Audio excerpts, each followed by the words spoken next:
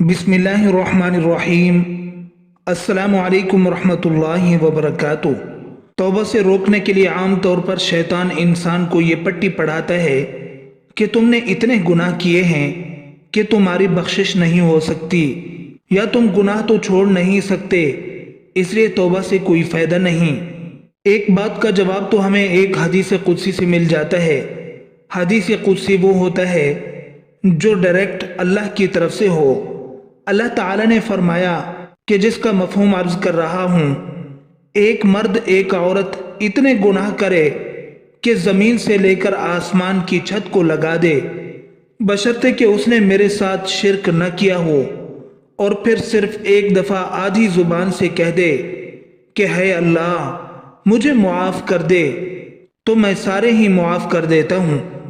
और फिर साथ में कहा ला उबाली, और मैं मुआफ़ करने में किसी से नहीं डरता, किसी की परवाह नहीं करता।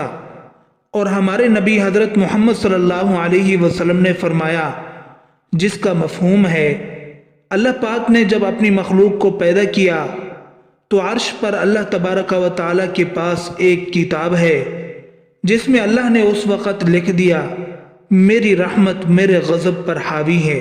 इस रहमत के बायस अल्लाह पाक न सिर्फ गुनाह मुआफ़ फरमा देते हैं, बल्कि जिसने तौबा की और ईमान ले आया और अच्छे काम किए तो ऐसे लोगों के गुनाहों को अल्लाह नेकियों से बदल देगा।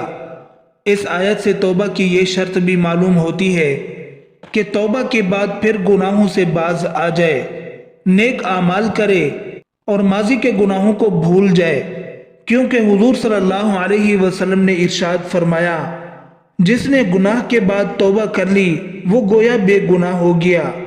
रही दूसरी बात कि हम गुनाह नहीं छोड़ सकते, तो अल्लाह पाक की तौफीक के बगैर हम वाकई गुनाह नहीं छोड़ सकते।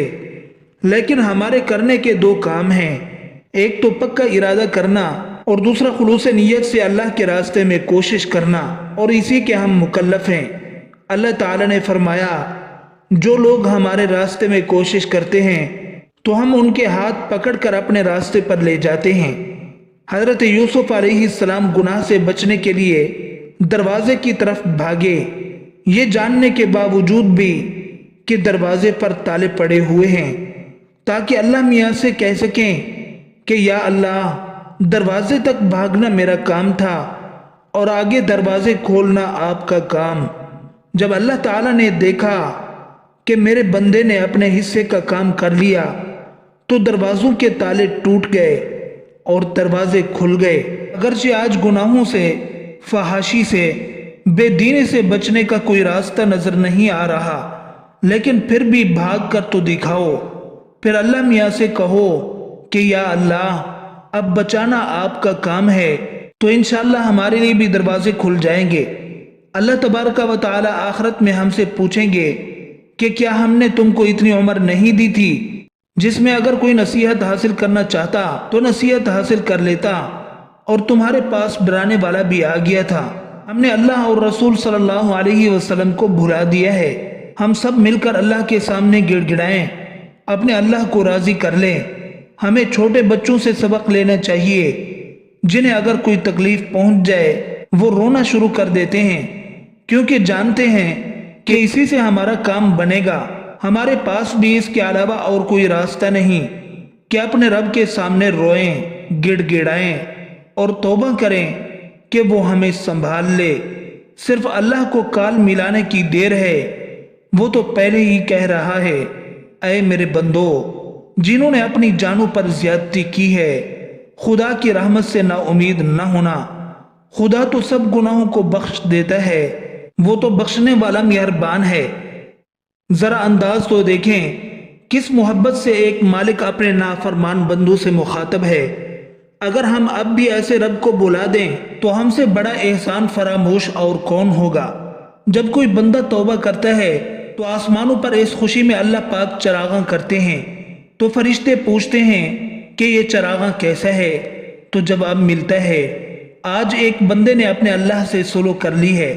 फरिश्ते जब इंसानों को इस तरह नाफरमानियां करते देखते हैं तो अल्लाह ताला से कहते हैं कि इजाज़त दें कि ऐसे नाफरमानों को हलाक कर दें। समंदर कहता है इजाज़त हो तो मैं इन नाफरमानों पर चढ़ जाऊं।